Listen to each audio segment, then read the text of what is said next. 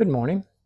It's Wednesday, and let's see, my goodness, it's 8 o'clock in the morning, and I'm going to work on this bike today. I'm going to see if I can get everything done up to the point where the new assimilator and the new Podronics rectifier, which are on order, show up so I can install them. At that point, we'll do the first start and see how it goes.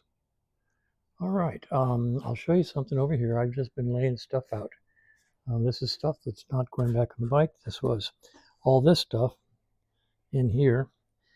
This is what has to go back onto the bike. We got the intake rubbers in the corner plus the ignition coils. This is the head steady hardware. That's the head steady. This is a tank hold down. These are various oil lines that I'm going to put back on the bike depending on what the new oil lines that I've ordered look like and decide which is best. Battery hold down, one exhaust clamp, the other one's on the pipe. This is a charge adapter. I'll put that on when I put the battery in. Brand new gas lines. The client asked for new gas lines. I happen to have a set. Bought them for Fred. We'll put them on his bike. Filter, brand new. No, not brand new. This is a reworked stock starter motor that's been upgraded to 4 brushes, so it should be very powerful. The client wanted the motor to look original, so that's a 4-pole modification to a 2-pole motor. Oil filter, I believe the client supplied that. Head steady rubbers, and here's an interesting. If you've never owned a business, let me tell you the joy of watching stuff like this go from like $7 a tube up to about $13 a tube, especially when you're buying them 5, 6, 7, 8, 9, 10 at a time. So that's just one of the joys of doing business. Anyway, let's go over here. These are the wires that go to the assimilator. These wires go down to the horn. I showed you those yesterday. These will go to the new rectifier regulator. Battery connector on the other end of this goes to the battery. This, well, that's the horn wire. That's the stock horn wire that I'm going to connect to this for convenience. Rear end, I had this thing on and off. I had that wheel on and off at least 3 times yesterday. And let me tell you, it's heavy. And it just took a lot of effort to get the wheel and the new bolt here for the shock absorber and the safety washer on this side for the shock absorber and the alignment and the chain on and off. Yesterday was a tough day. I was very, very tired. So still have to hook up the clutch cable. I can do that. The rear brake is blowed. Anyway, head steady goes up here. I'm going to try to get some of this stuff installed as quickly as I can and make this bike ready for the couple of parts that are still on order. And that's the plan for today. It's 8 o'clock, and I do believe I'm going to get ready. If I can get this bike finished, maybe I can do some work on the RV out there. I'm going to take it to California next month and North Carolina in September. I just had it professionally cleaned, washed, detailed. It is, for being a 21-year-old rig, let's see, yeah, I think it's a 2004, yeah. It looks good. I've done a lot to it. So that's my little rig. Sold the big ones. Downsize. One guy, one rig. Went smaller. So anyway, that's where we are. I got to put all this stuff. All this stuff has to magically leap from here over here. And I'm going to try to do that leaping today. I thought I'd take a minute or so and show you this tool that I made for removing the rear Isolastics and for reinstalling the new ones. It's a threaded rod and a piece of ABS plastic. I've modified this end, beveled it. It fits right over the end of the Isolastic. Okay, can you see that? Yeah. All right. So you put that in place. Once you have the engine jacked up and you can get to the rear isolastic, then you put this all the way through the isolastic and put this on the other end. Okay. So now the isolastic is roughly here inside the bike. On this end, this nut is actually hammered in place and ball peened so it doesn't come off. And you can use a wrench like so to turn it, and this end will move in as you turn it like so, and it will pull the isolastic out of the bike into this tube. When you go to install the new one, first of all you put it in place in the end of the tube. Get it started with a screwdriver because you have to really get it in. It's difficult. Then you can put this all the way through the isolastic to the other side. And if you make a spacer like this, it will give it enough room for the isolastic end to come out of the tube.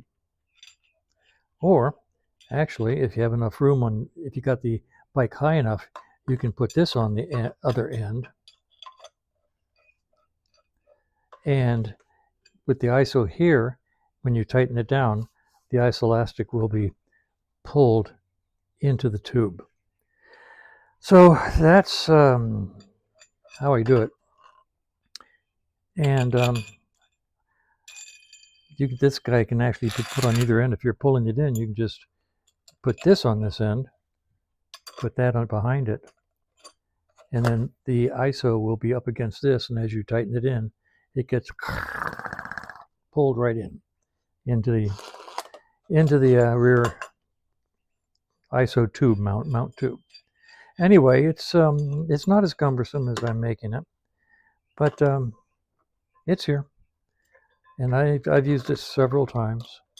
Here's a question for you. I use liquid soap as a lubricant on the ISOs when I put it in, and there's been an ongoing discussion about red grease. I've never used red grease, and I'm curious. I mean, I use soap; it goes in. No, here's my question, and it's a serious question. If you've done ISOs before, and you've used red grease, does it actually make it slippery enough so that you can just take the isolastic in the back, get it started, and then push it in by hand? Do you really need something like this if you use the red grease? Is it slippery enough so you can just push that new ISO into the tube? I'm curious. I don't know. I've never used red grease. I just don't have that much rubber that I want to lubricate, frankly. So I just use soap and water for a lubricant when I'm putting isolastics in and out. And so if you have an opinion on that, I'd appreciate it. I really, truly do not understand the use of red grease.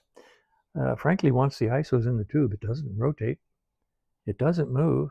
It just sits there and bounces around with the center bolt. And I don't know. Anyway, opinions are appreciated. And you know that opinions are like, and everybody's got one. So let me know. What the heck? Could be fun. All right, let's do something obvious. Let's put the head steady on. Why not? It's as good a place to start as any.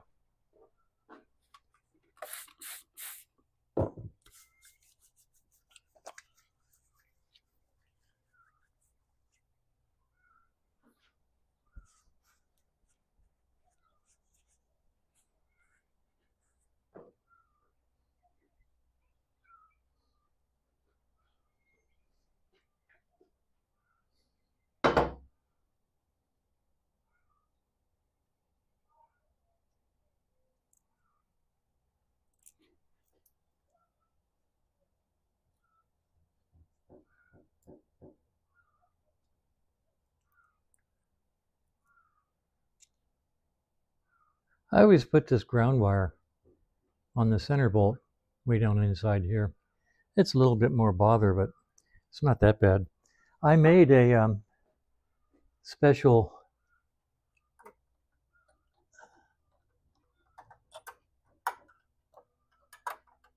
hex driver, Allen driver here. Okay, this guy.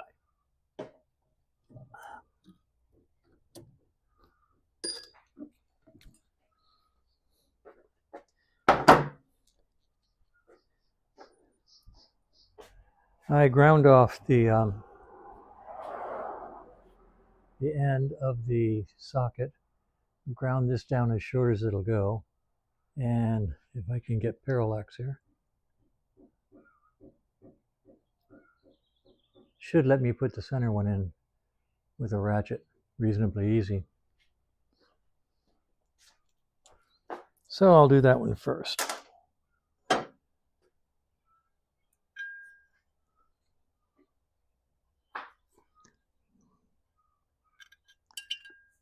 I scrape away the paint around the hole so that the ground wire gets a good connection. And I use a star washer under this one so I can make sure that the ground wire makes a good connection directly to this.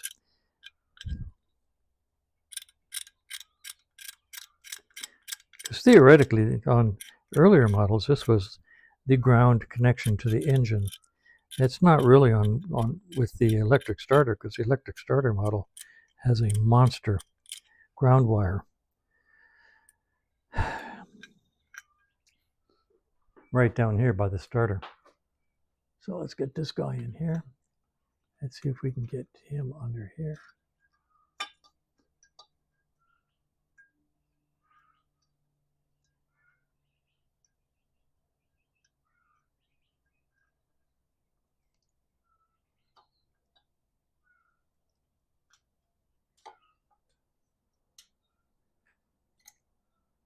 And I dropped it.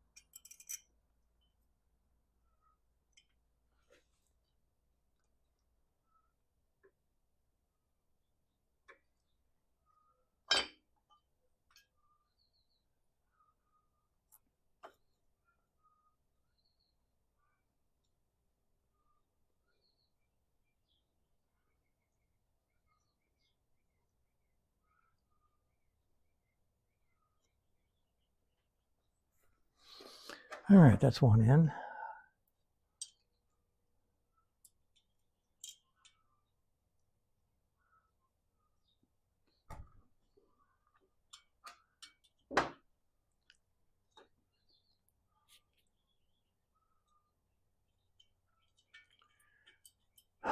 Two in.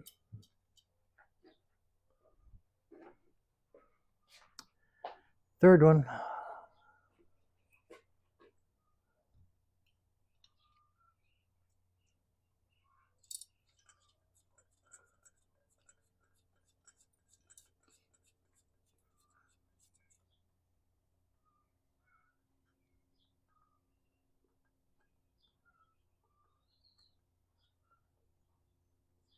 I'm just going to arbitrarily pull this all the way back.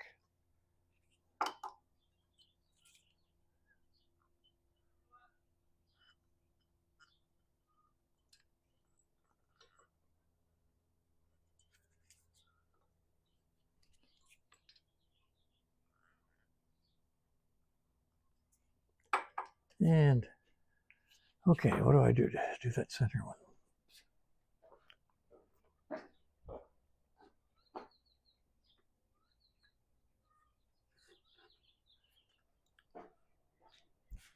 Maybe a non-ratchet.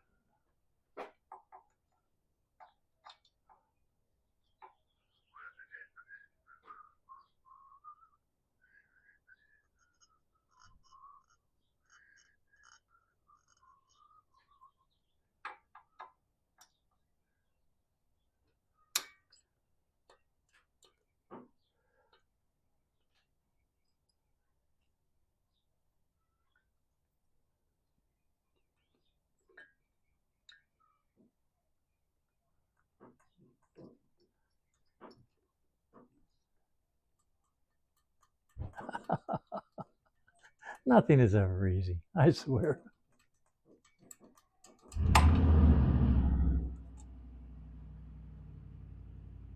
And there goes my Lambo across the street.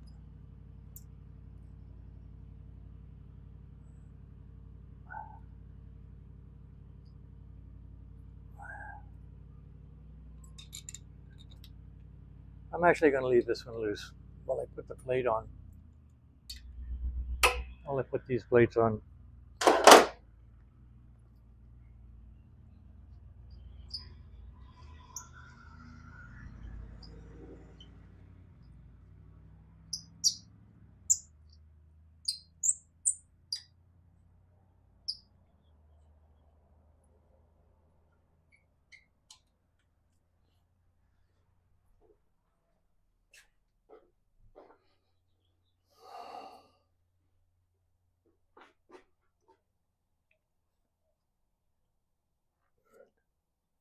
Just your basic 5-minute job. That one came off just finger tight. This one feels a lot tighter. I may have to use a pair of pliers on it.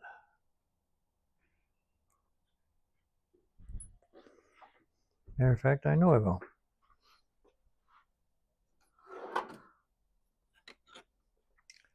Let's see if I can break it free.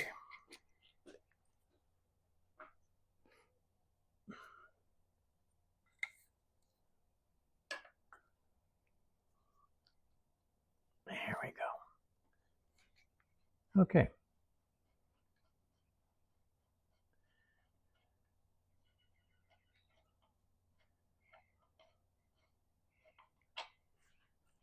And these go into the non-reuse box over there.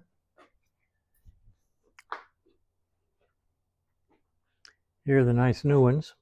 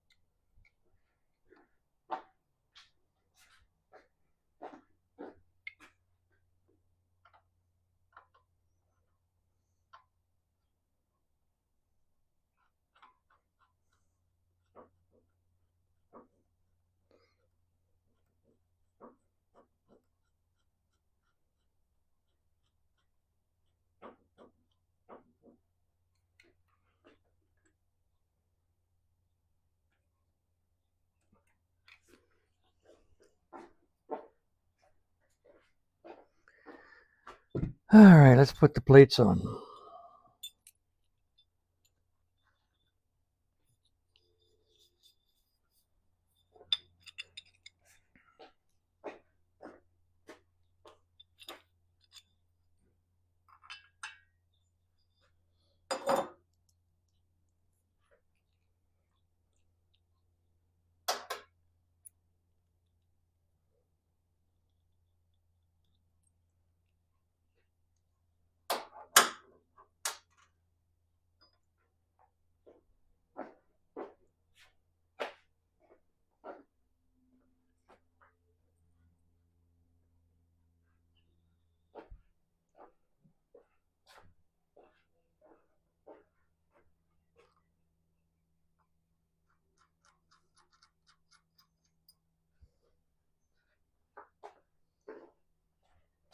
I figure I walk like 3 miles a day, just walking around the lift, side to side.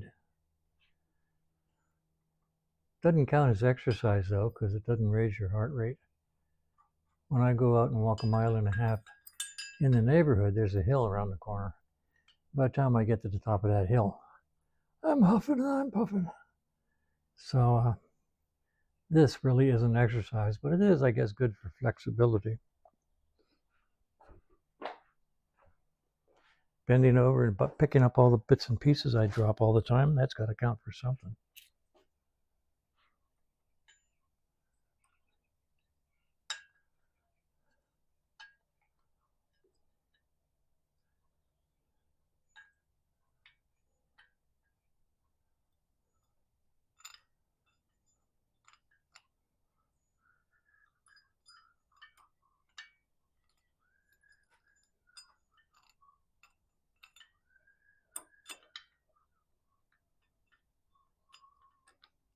George Wendt passed away. You remember the TV show Cheers? He was Norm. He was so funny as a character. You get the impression that he'd be just as nice in person.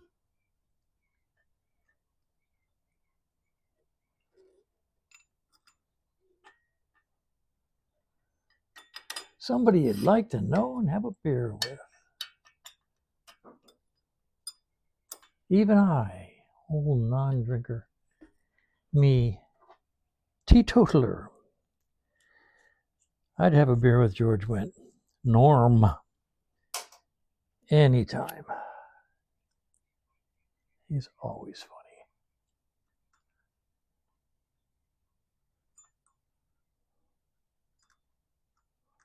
I think they said that show ran for 11 seasons or so.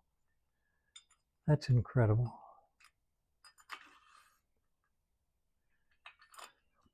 Of course, now we have the old farts lunch. So, similar. Everybody knows our name there. Lady who serves us each Thursday, her name is Naomi. She knows our names. She knows our drink preferences. And half of us can just say the usual, and she gets us our sandwich orders. Kind of cool. You know, all these are loose. Okay. Now let's put the saddle and springs on.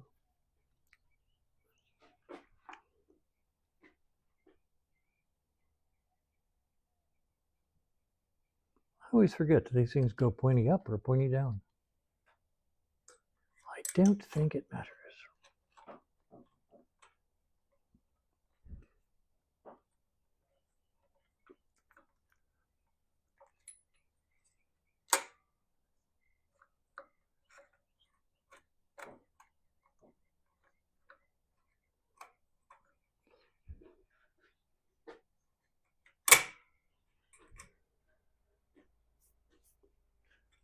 Let's see what the gold bike shows. Actually, Fred's over here.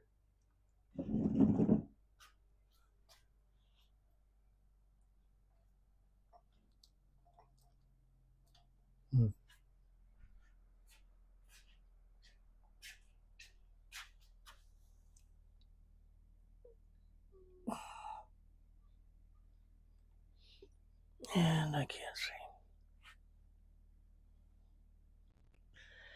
I can't get far enough under there to see.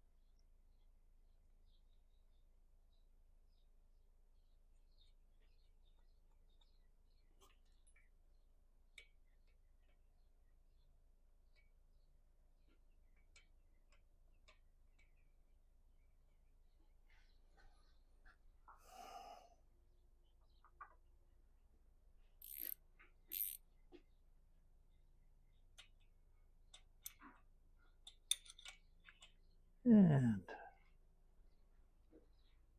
I don't think it's ½ inch. I think it's probably Whitworth. Oh, ½ inch. Surprise me.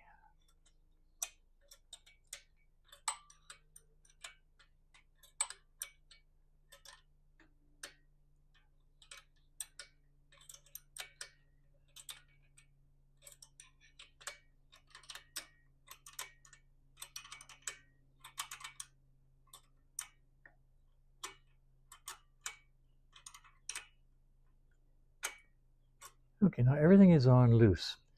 Loosely. I'm going to tighten down.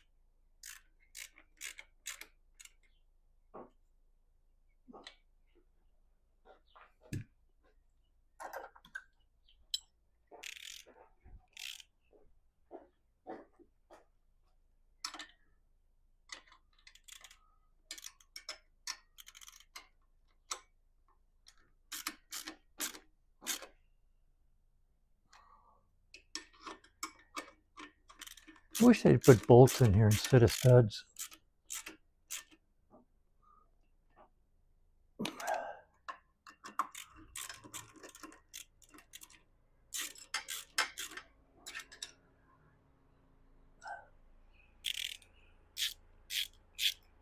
Anybody I know? I don't know.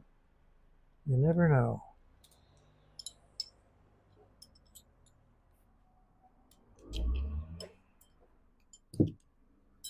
People do drop by.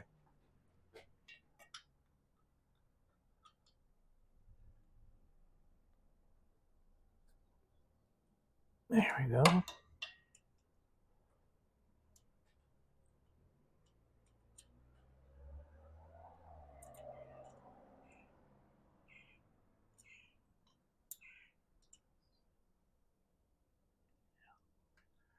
Oh gosh.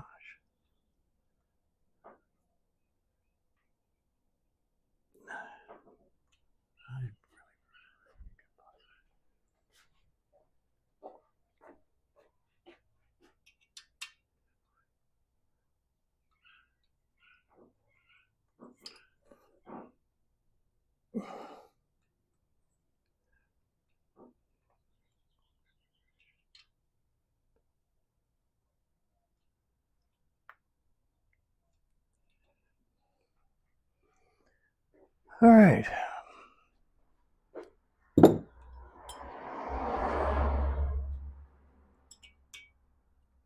going to tighten this down to the mark on the adjuster screw where it came off, which is about halfway down.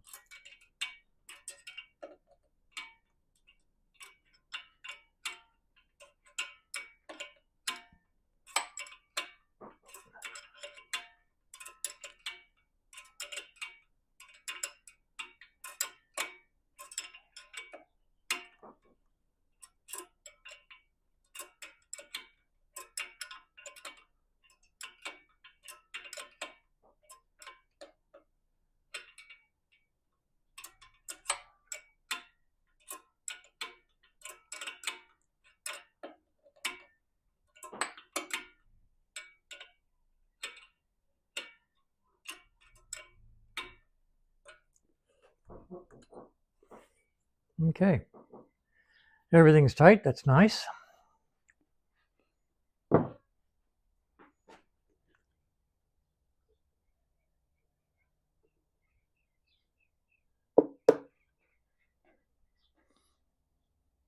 Just for grins while I'm here, I'm going to change out the air filter. I bought one.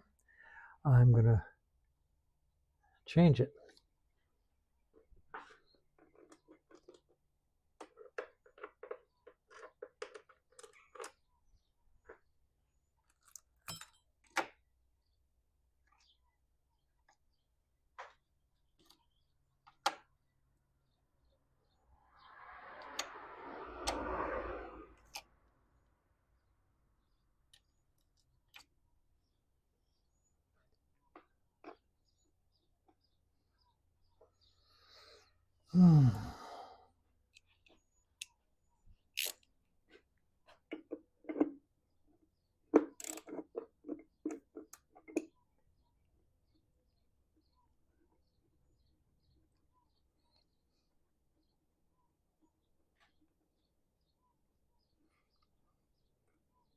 So, did they put a snap open flap over this little air filter compartment?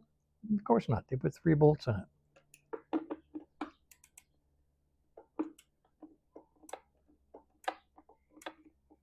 Or did they make it so that you could change the filter from the side? Of course not.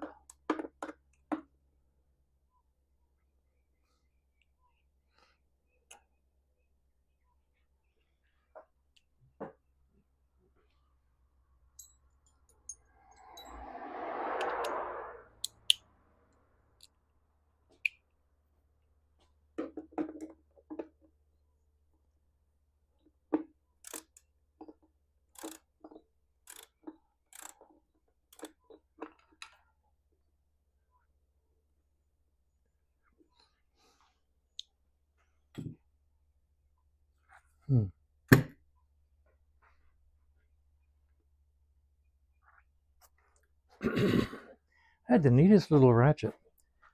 Let's see, where might it be? Tiny little hand ratchet, circular. Wonder what I did with it.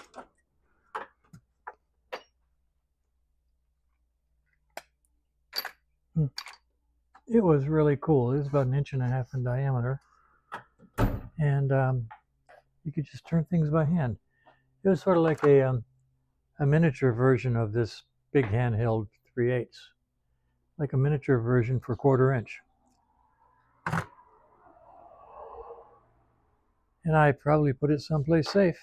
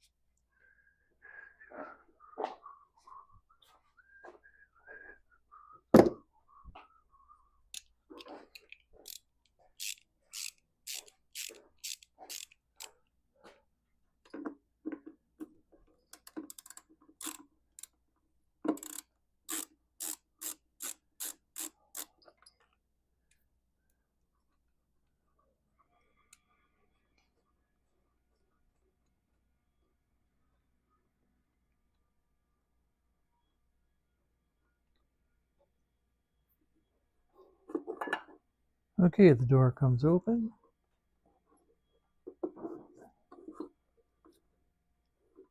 And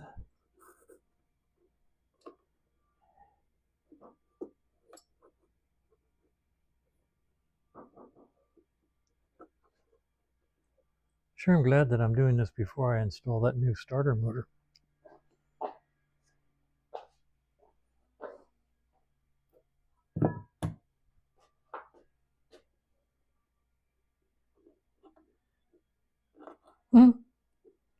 Yeah. Way to go, Norton.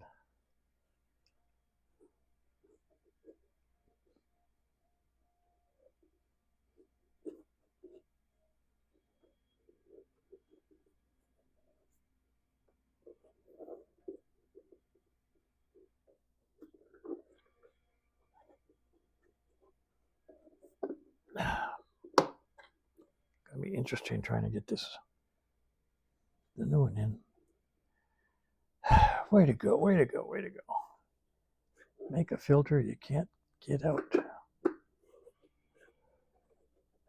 It's falling apart.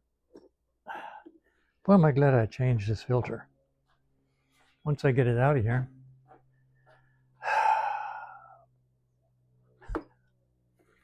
Oof. Look at that. Seriously.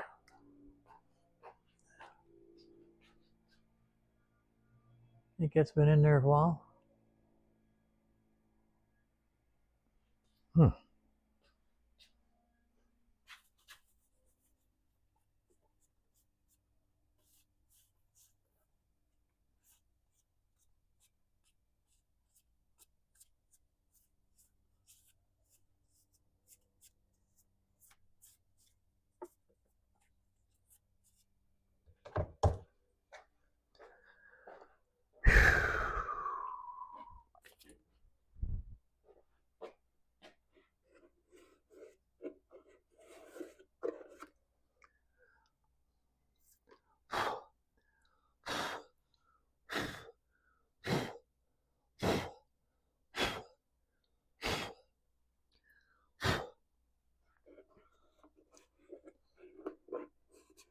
Okay, so I can get my hand in there.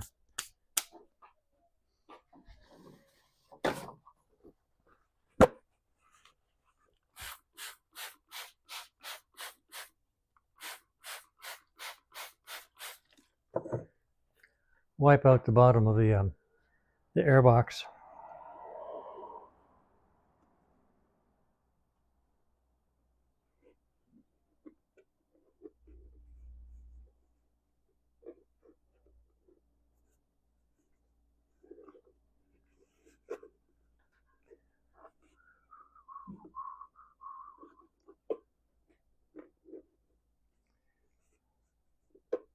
Ow, got my hand so far up in there, I may not be able to get it out.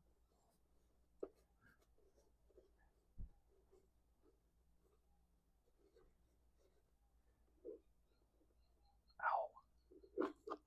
Okay.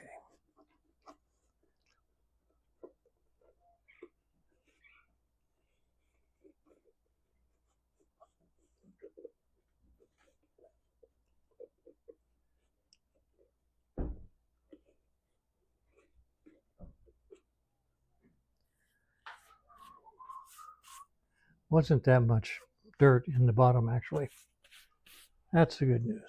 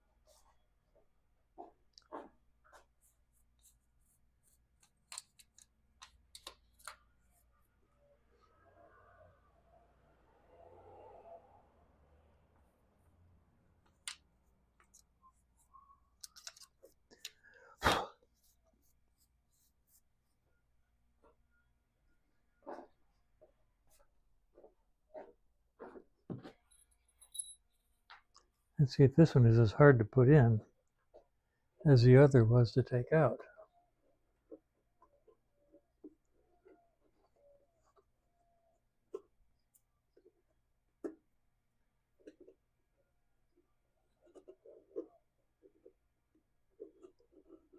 Problem is, I don't know which way it goes in.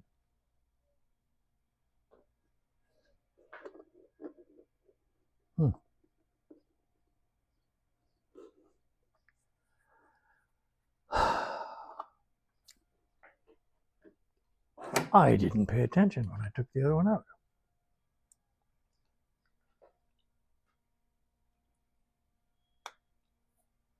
Okay, there's a knob in the back there.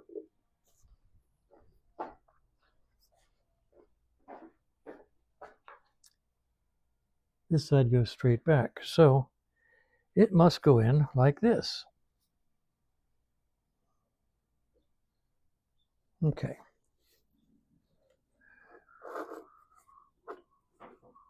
That's going to be fun.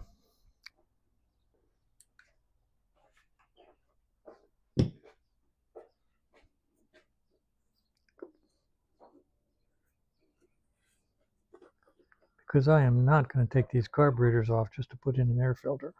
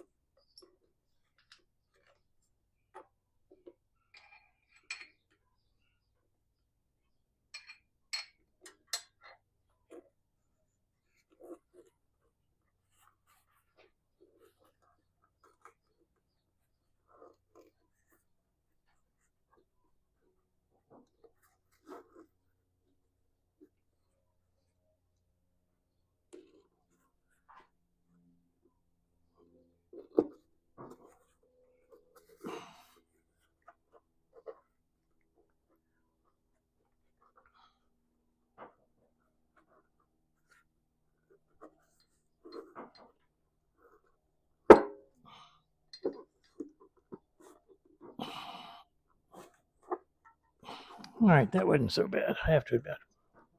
Air comes in the bottom, goes up through here and into the carbonizers.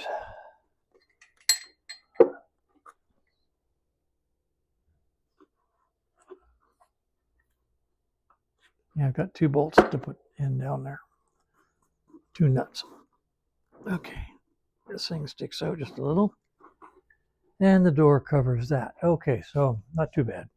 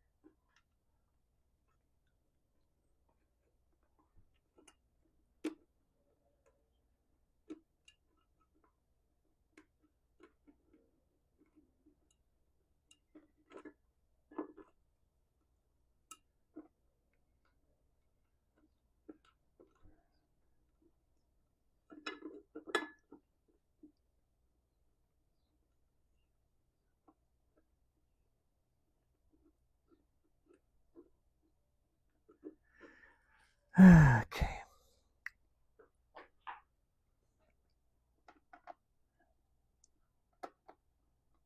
But these videos are not half as much fun when I'm working by myself.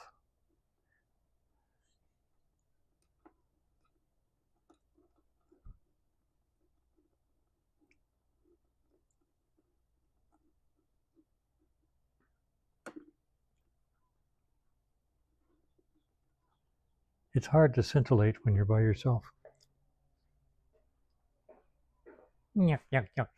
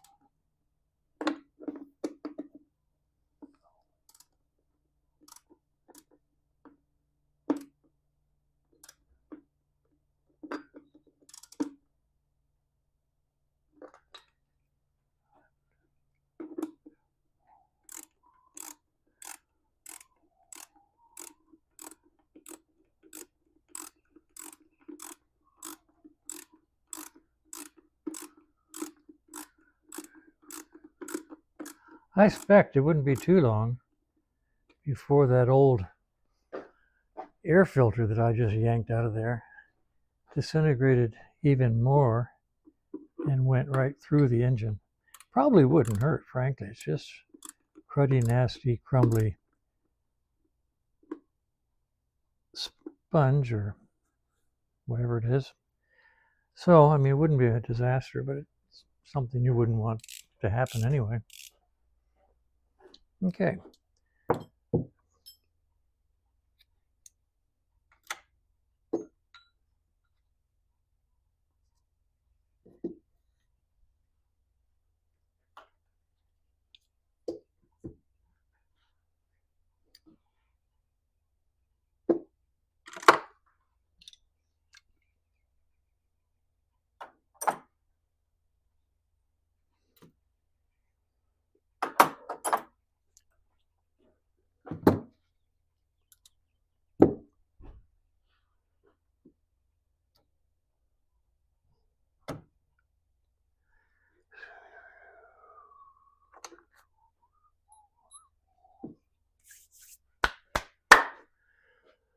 What's next? Let's put the coils in up here.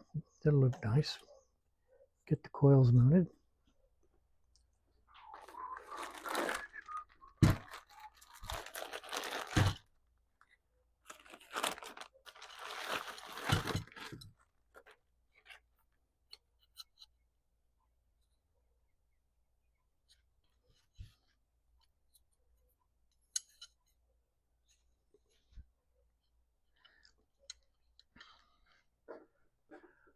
All right, Nortons come with 6-volt coils on a 12-volt bike.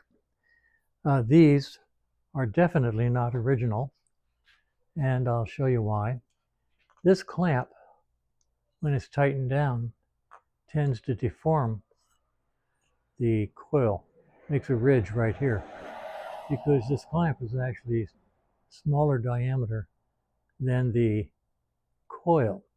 So to avoid making that bend, which could potentially damage the coils of wire inside, I put a washer in between these 2 points. Put a washer, a bolt washer, and then up against the clamp. That second washer in between here keeps them from squeezing and deforming the body of the coil. These are 6-volt coils, so they're the right ones. So I'm going to put them on now. But first, I'm going to clean them up a little bit.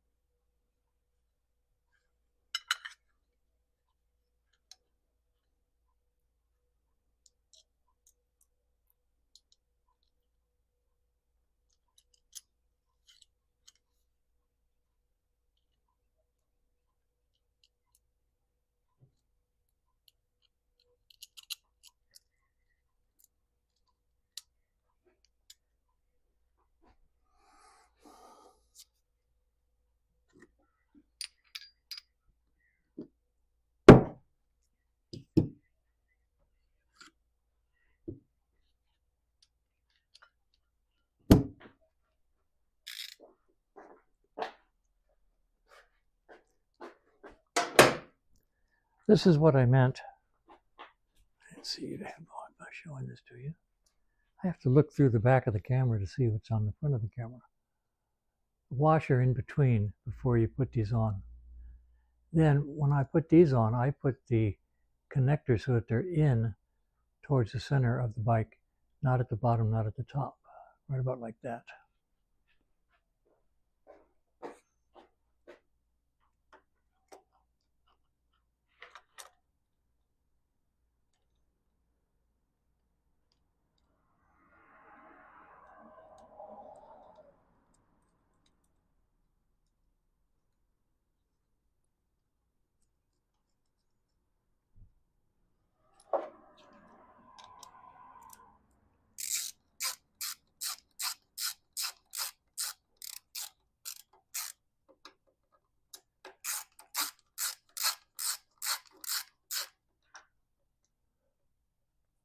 Like that. Yeah, I'm going to try to keep the spark coil away from that bolt. Not very easy to do.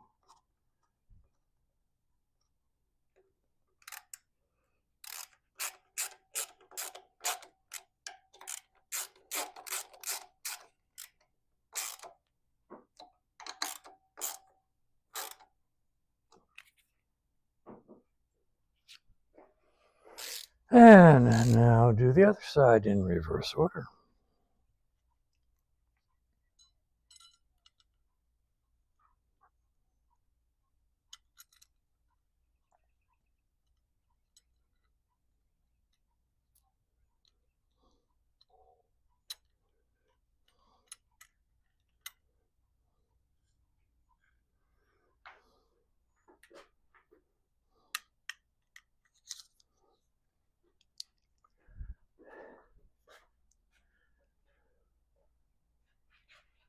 If you've ever wondered what this little bracket there was for, back in the olden days, I mean way back when, they used to hang the ignition condenser here. They didn't have it in with the points. They'd hang the ignition condenser here and just go straight to the connector. So then they put the points on the condensers on the points plate, and then they took them off and made a condenser pack, which is what's on the Norton. It's the black rubber rectangular little thing that's the ignition condenser pack, which you don't use once you put an electronic ignition on.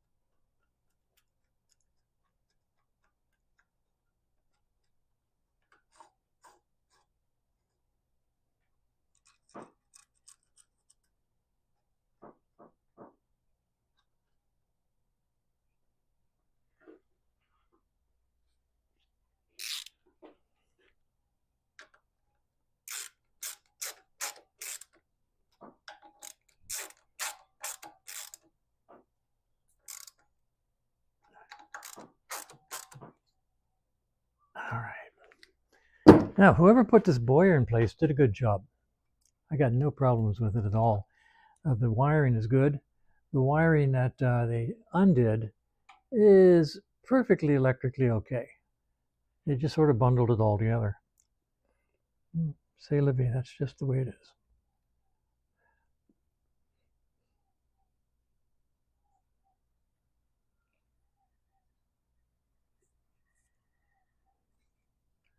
So we're going to take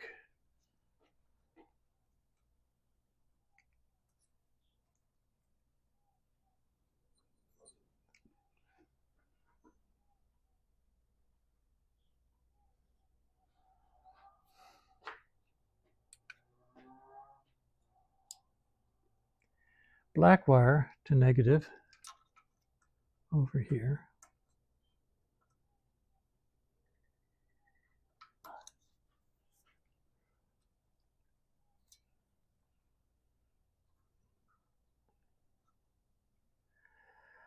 Let's see, we've got a ground point over there.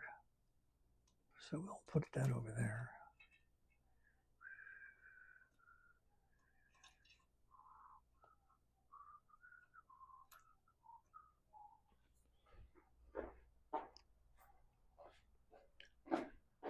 You use this little spade connector here for ground.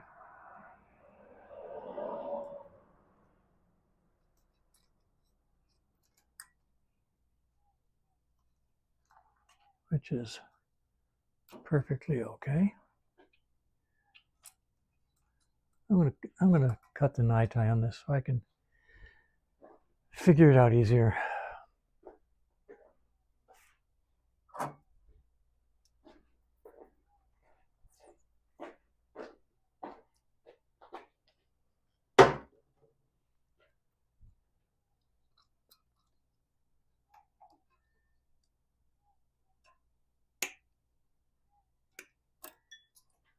Okay.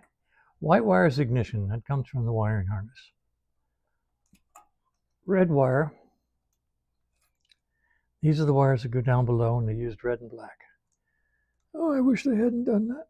Let's see.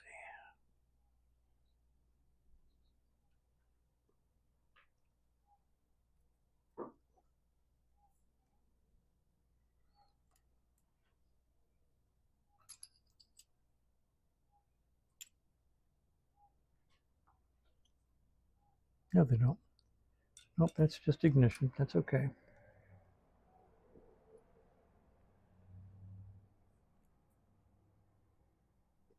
I would say they ran.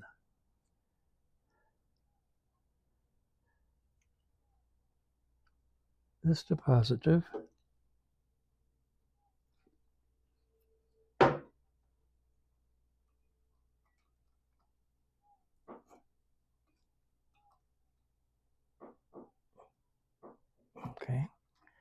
this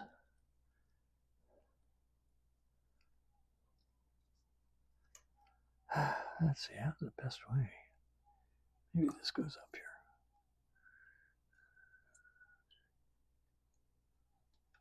Ground. This go away. I know what I'm doing.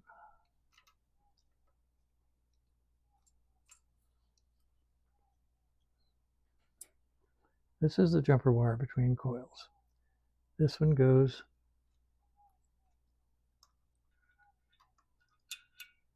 all right. This one goes to positive.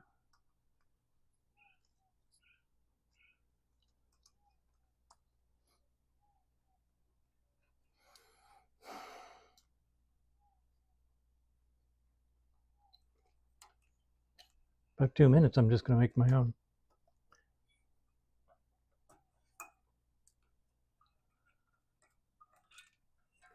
Let's see, if he was using this guy for ground,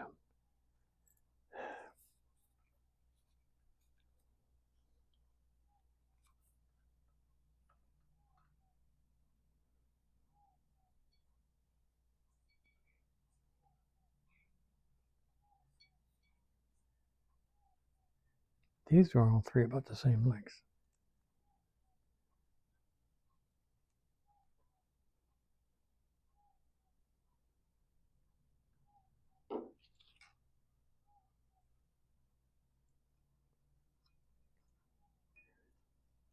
That could be negative. This could be positive.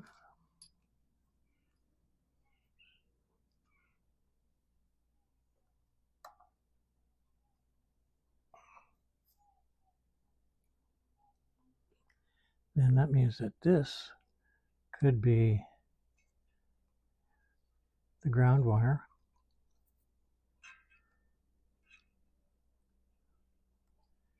And then this. All right, we're done. I'm just going to start over. All right. Make life easy. See, putting two wires on one connector, it's just confusing.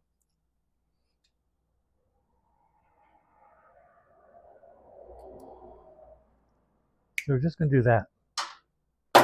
And that means positive to one side, negative to the other. Okay? Like so. Let's put negative over there, positive over here.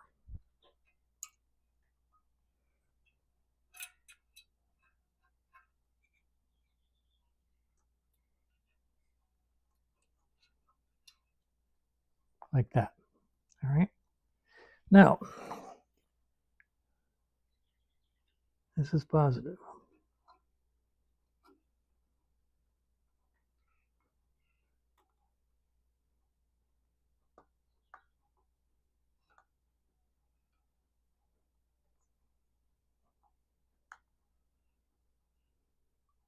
There. Positive to there.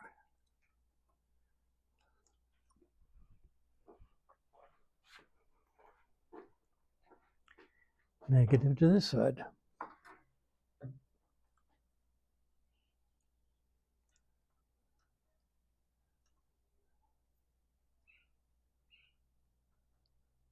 There we go. Now, having done that, now we simply make a jumper wire from one to the other and a ground wire. I like to make the ground wire or the jumper wire be a different color, not red, not black, so it's not confusing. I've got lots of gray here, so I'll just make it out of gray.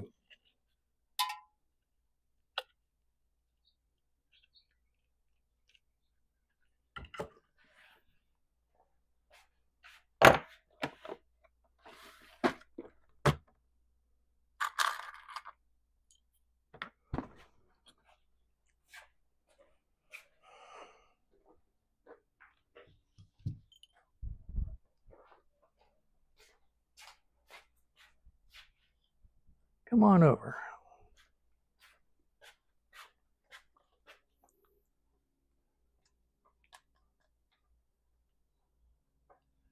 I'm just going to make the jumper wire.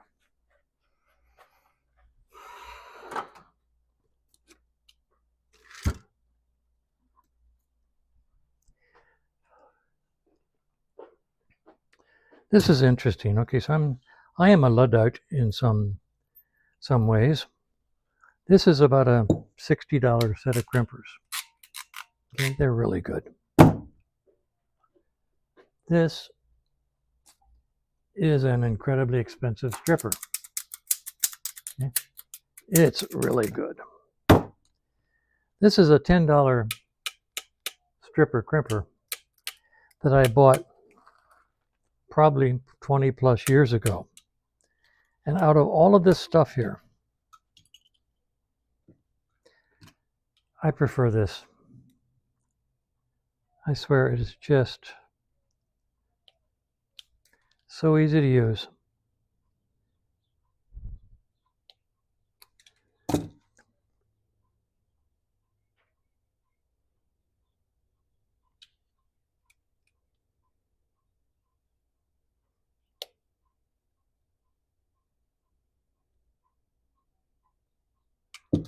Now I'm going to measure this across.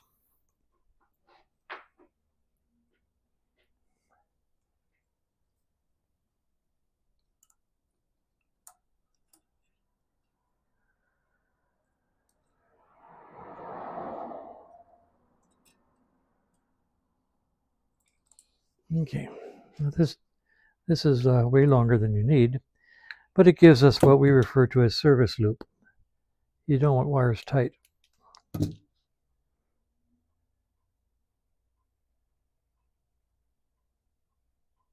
Now, by the way, if you think that it's just too, you wish things were tighter when you put it together here, feel free to strip this out extra long,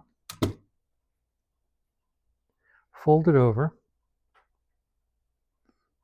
and put it into your connector. Okay? Then use the round side of the crimper on the side where the internal connector splits in half.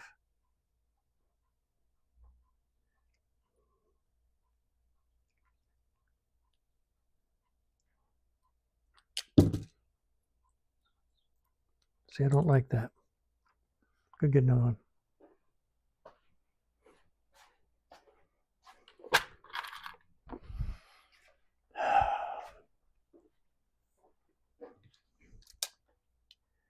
Sometimes 16-18 gauge wire is not necessarily 16-18 gauge, so I've crossed that one over. Sometimes 16-18 gauge connectors are not really 16-18 gauge. Tolerances nowadays just suck rocks. So you got to watch out for them.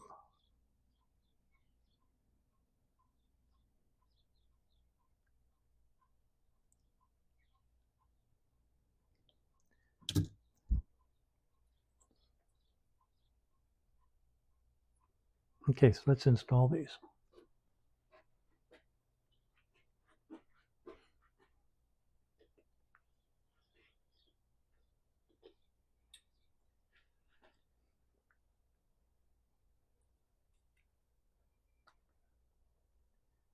This goes from positive over here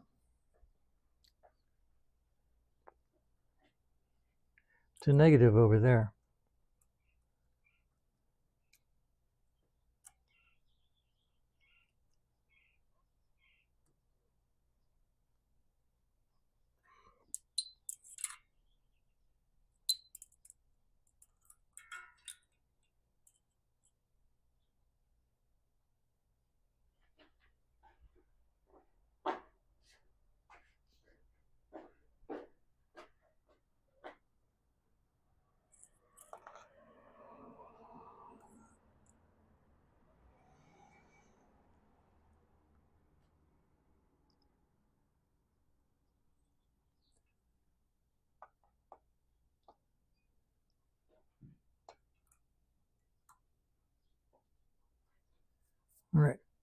Now, we run these away from all the springy bits and pieces in here, and we'll actually put an eye tie in the center. Now, but before that, we have to run a ground wire. And I'm just going to use the second connector here on this side. I'll show you.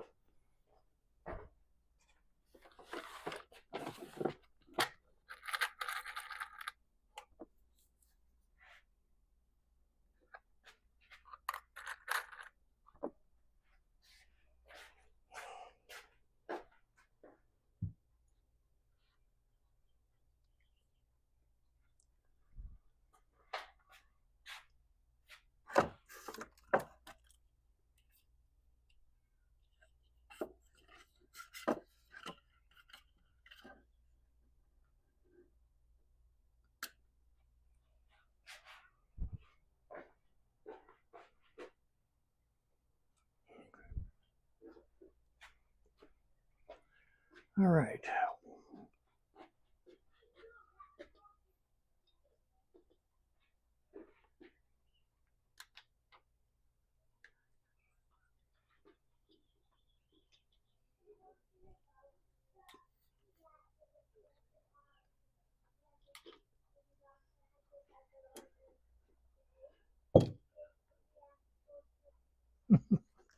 Two cute kids.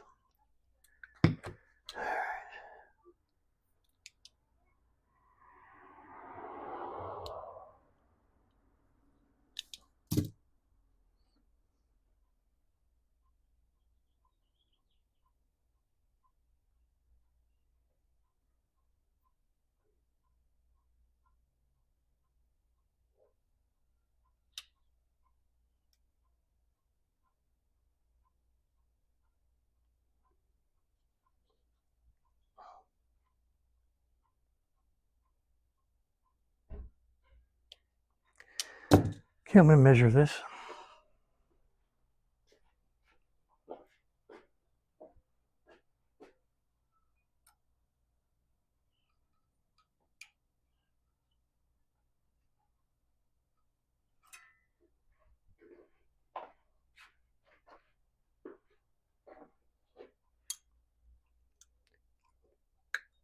Once again, it's way longer than you need, but it gives you strain relief and service loop.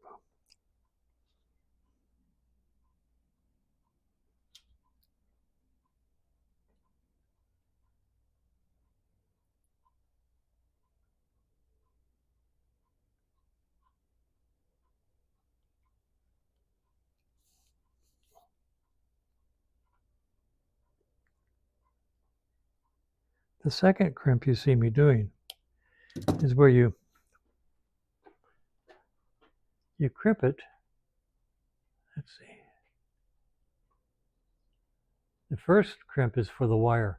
The second crimp gives the wire some support. It's just for securing the wire in the connector. Okay, I'm going to install this.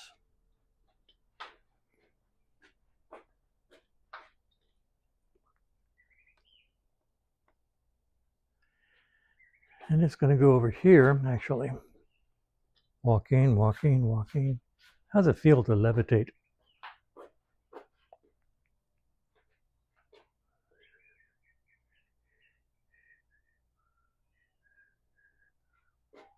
From this ground connector up here, there we go, down to this ground connector.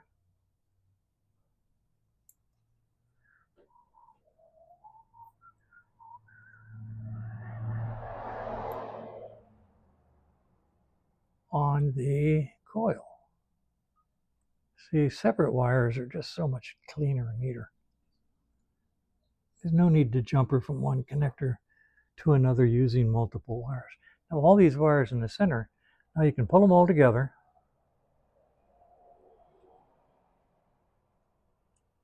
into a bundle very neatly. Put a nylon tie strap right there in the center, which is what I'm going to do next. And that keeps them from flopping around. Keeps them from flopping.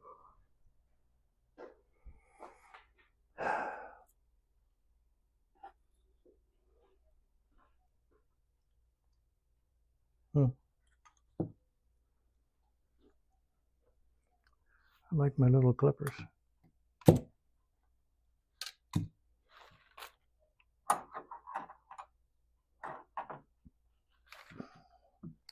Doggone it. Oh, there they are. All right, I like my little bitty clippers. I'll show you something. Buy yourself a set of clippers, cheapos, and grind down the face like so. See how I ground away the face so the cutting edge is flush? That makes them what's called flush cuts. And when you cut the end off of a nylon tie strap, all the part that hangs out, when you cut it off with these like this, it cuts flush, nothing is sticking out sharp, and the next poor guy, such as me, won't scratch his hand all over the place with that sharp bit that hangs out of the nylon tie straps. So make yourself some flush cutters, cut those off flush, and the next guy will bless you.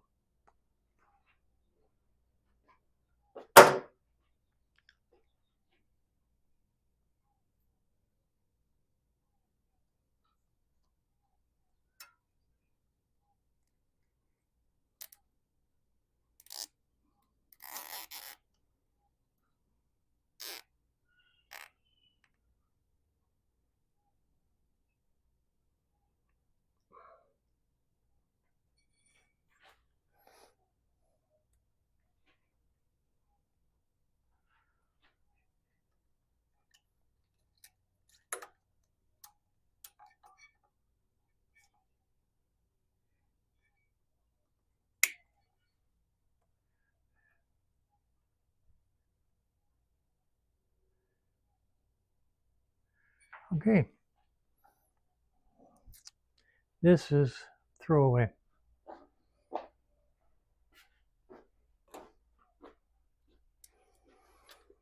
All right, so let me give you a close-up of what we've done here. Don't you like the way I say we? I'm so used to talking about me and Kevin. It's not the royal we, it's just a habit we.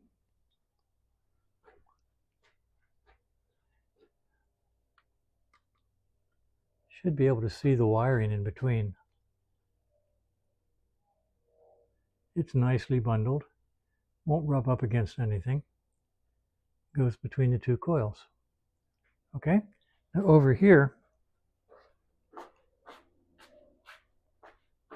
all we have to do is go into this bundle of extra wires and figure out which one of the dangly wires is ignition. Now, oh boy, we got probably this one. It's white. That's usually ignition. I know it's not those. And basically, all this wiring is extra. And frankly, I usually cut it off. It's just a mess. And I mean, it's electrically okay. I would bet you good money that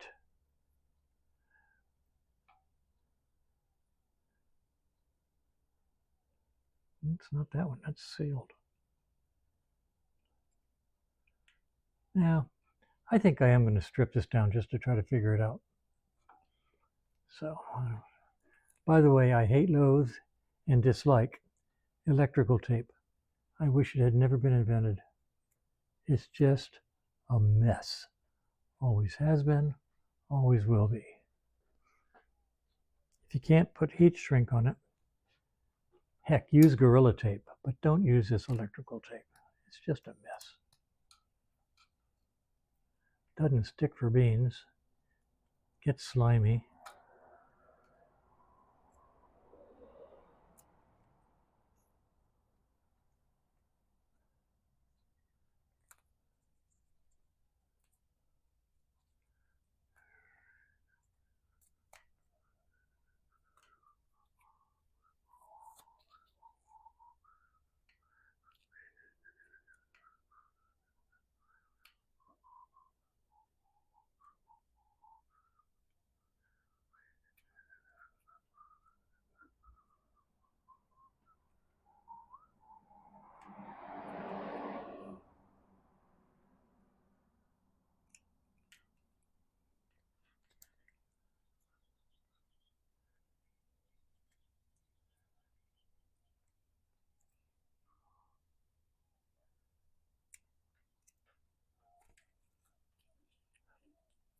Look at that. Okay. All of these wires are extra. That's probably ignition right there.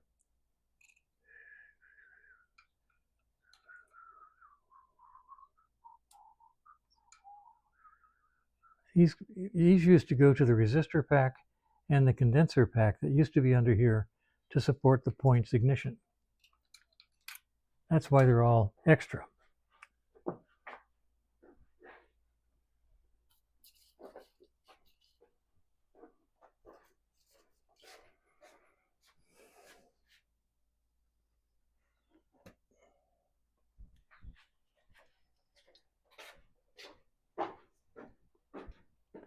Now you might say, well, gee, Frank, the next guy might want to go back to a standard ignition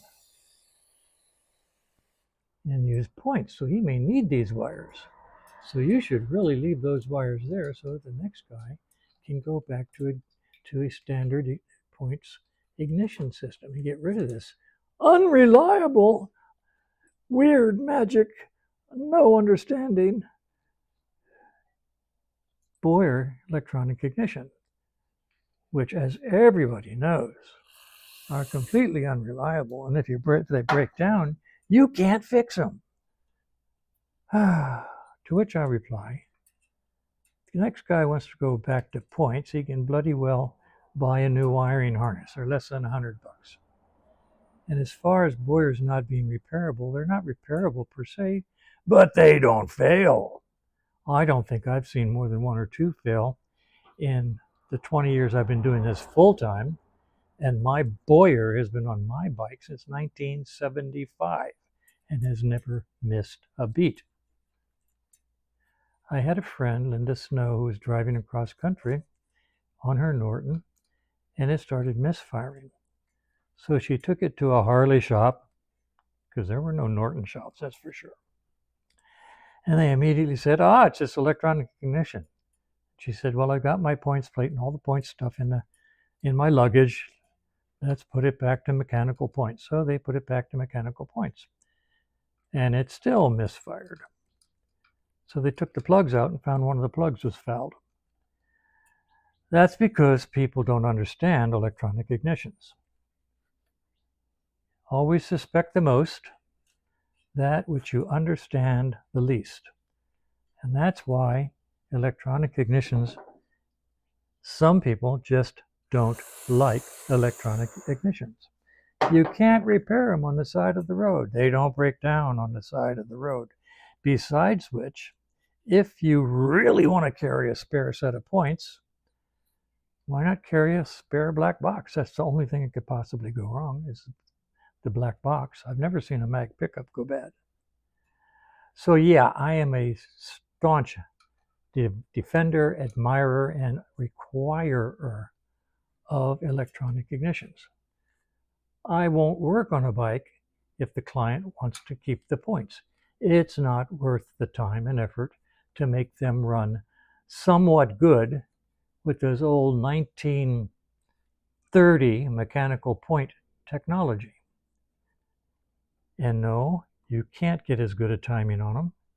You can get close, but the first time you put a strobe light on a timing mark with an electronic ignition and don't see any jitter at all, that has to be a oh, ha-ha moment, because it was for me back in 1975 when I fired up my bike and put the strobe light on the pointer and didn't see it moving around like it had the jitters.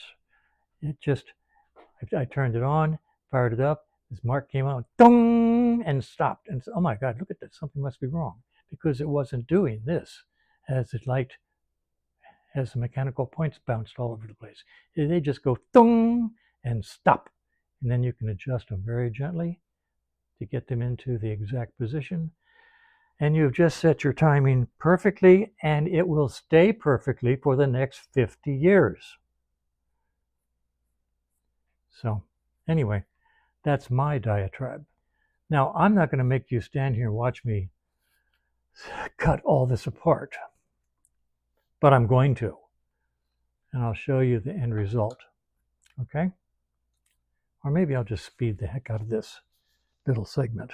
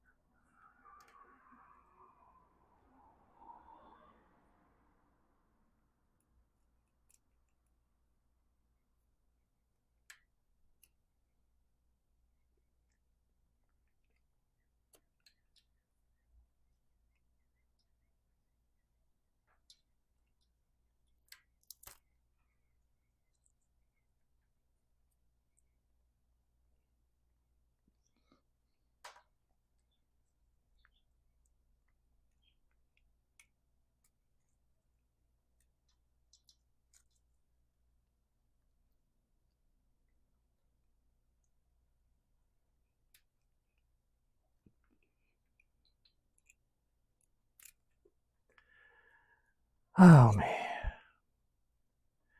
There's an old saying that I made up. It goes, I think I made it up. I think I made it up. I sure have been saying it for a long time. 90% of all ignition problems are carburation. And 90% of all carburation problems are ignition. So if you eliminate one of those two, such as the ignition, by installing electronic ignition, you've just narrowed down whatever problem you're having to probably carburetor. Probably. Chances are pretty good.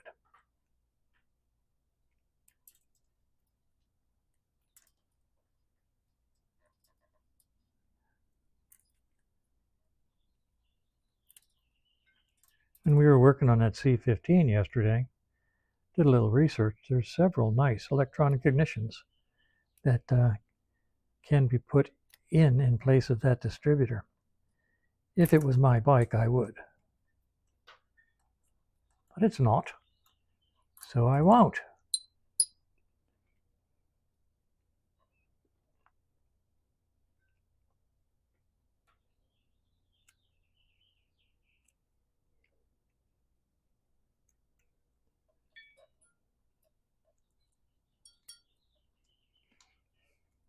And look, there's wires going nowhere. They used to go to the condenser pack.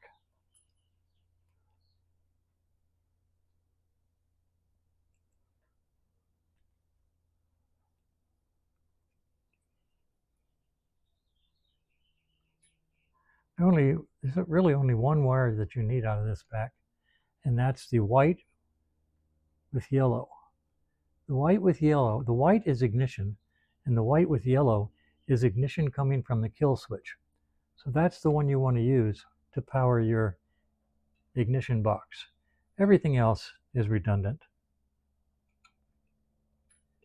So let's do a little cleaning, find out which one is white and yellow, hook it up, and throw away the rest of this.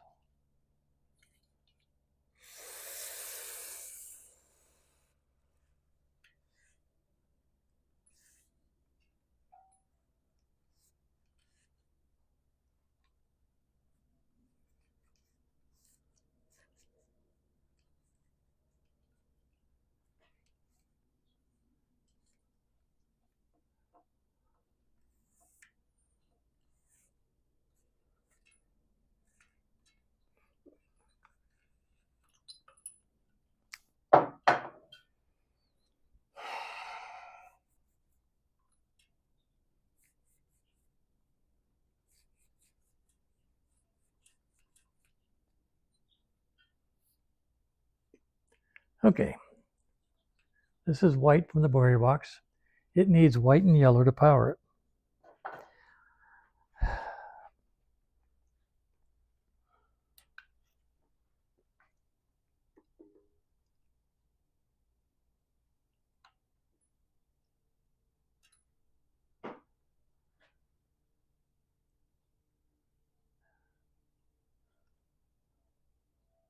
That's just white.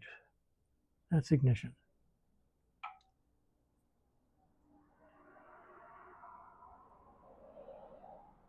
That's white with brown.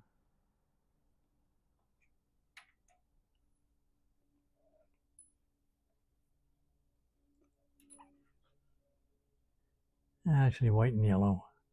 Stand far enough back. So this is ignition coming from the kill switch.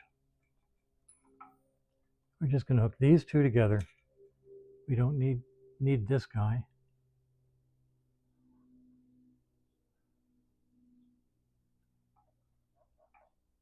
Don't know what he is. White with yellow, white with discolored yellow.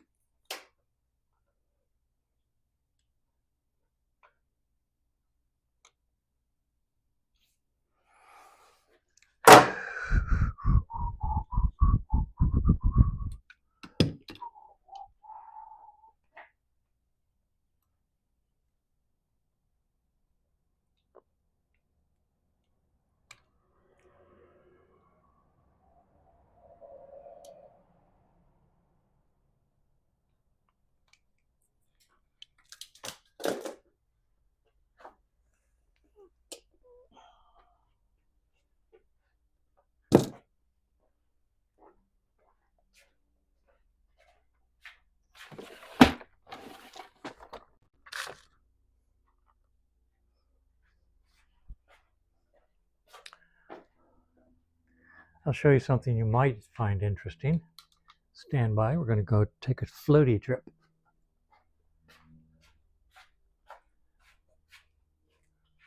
I just restocked my Lucas connectors. That's a bunch. And that'll last me about a year.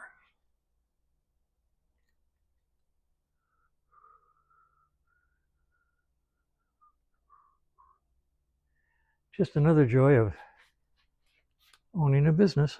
You got to have it on hand when you need it.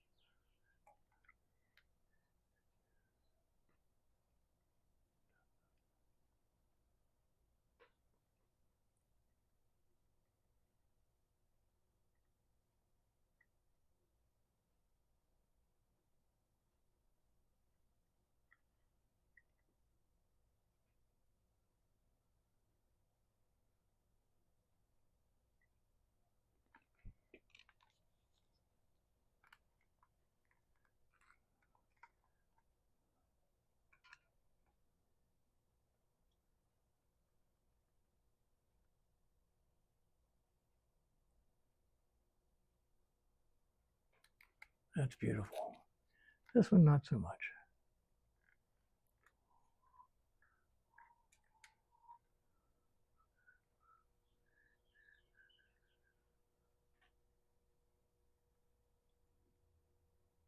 There we go. That's better.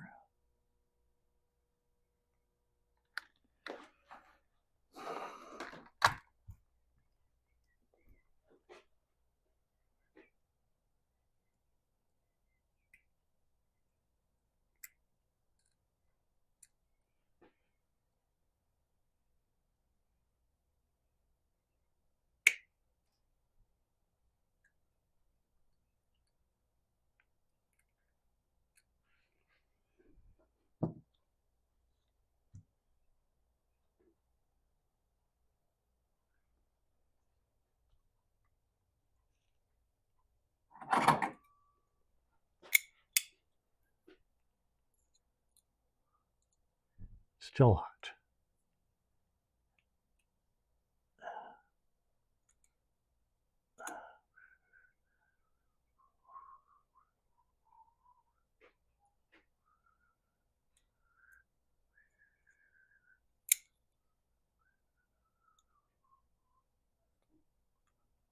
It's a modified pair of scissors, pliers.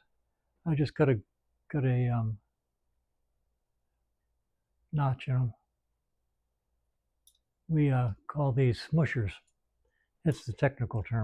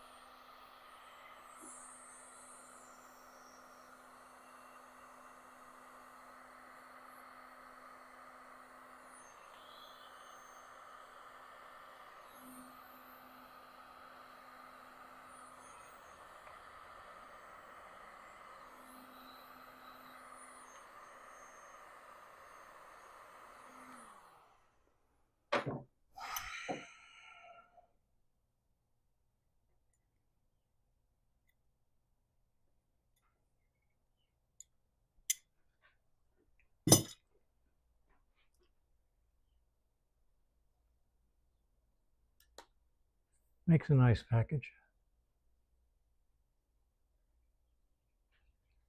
Okay.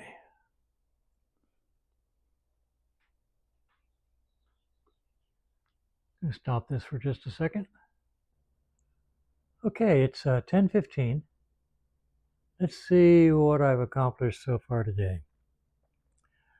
Oh, golly gee whiz, what did I do over here? I put the clutch cable in, put the new air filter in,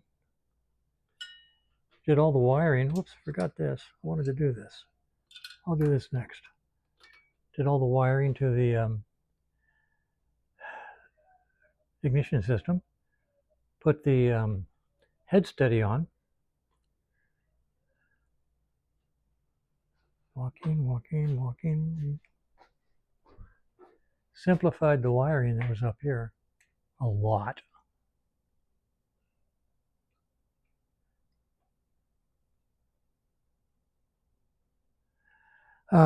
Took out all this extra wiring and stuff.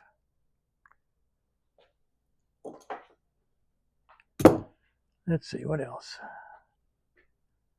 I feel like I've done more than this. These wires are ready to be hooked up. Next thing I'm going to do is figure out what these wires are. I think this one is going down. Let's see. These two are going to the neutral switch. Got a ground wire and some other wire. These go to the neutral switch. Yeah, ground wire.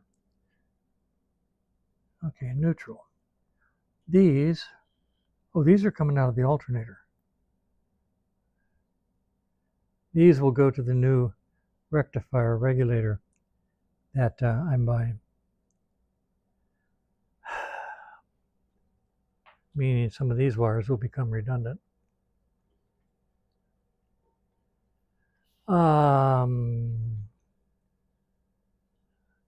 Guess that's all I've done today. Seems like more. I'm going to go get a cup of coffee, maybe a crumpet, and I'll be back after a while.